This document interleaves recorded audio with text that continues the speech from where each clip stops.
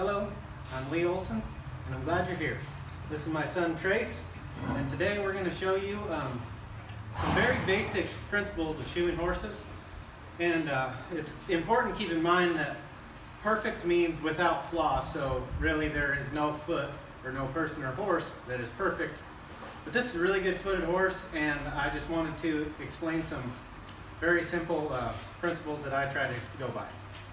So if you look at this horse's foot, to start off with, it's a very good foot, and a lot of what you want to do is you want 50-50. You want as much over here as there is over here, and just so it's centered under the leg. And just as you do that, you want 50-50 from side to side over here, as much under the leg as possible.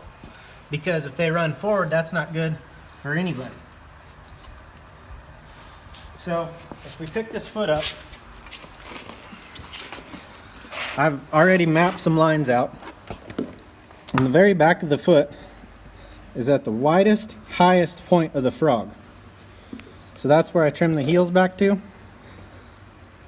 And then if you look at there's equal wall thickness all the way around the outside of the foot. This is the white line, the white part right there. And then so you can see there's equal wall all the way around the foot. But this is the center of articulation right here. And there is exactly the same amount of foot in front of that line to the widest part of the heel to the toe. And just as there is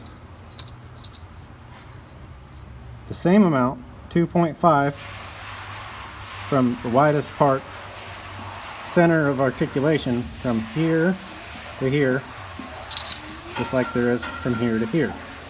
But also another rule is that you want the point of the heel at your first nail hole and the point of the heel at your first nail hole. And if you look at these quarters, they are all the same. Trace, let me see this shoe.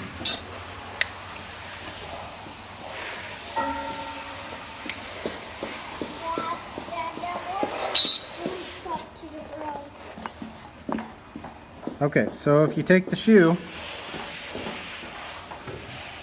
I have boxed it, is what you call it when you grind it. And why I do that, because that allows me to leave expansion. And from the widest part of the foot, which is right here, back, as this foot grows forward, it's still going to keep shoe on him. And what grinding does is I 45 it, so if they were to step on it, it would glance off. So this is the way it's going to look before the shoeing, or during the shoeing, and then as it gets longer, it'll get farther and farther and farther. And if any point the foot ever grows over the shoe, you need to shoe it, regardless. And a lot of people shoe a lot tighter than I do, but there's a lot of things that go with that. But I believe the worst thing that you can do is let the foot grow over the shoe. If you look at this other foot that I've already shod, just like the foundation on a house, you can imagine what it would be like if the foundation was only under part of the house. So that's why this is the expansion I was talking about from the widest part back. He's got room to grow into that shoe. And as we pick it up, I didn't map this one out, but you can tell it's got the same deal. Center of articulation, same distance, same distance, same distance, same distance.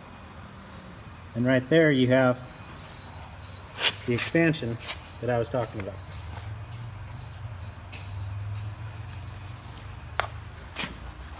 Well, that's about as basic as it gets, but if you have any other ideas or any other questions or comments, I'd love to hear about it, and just comment or message me.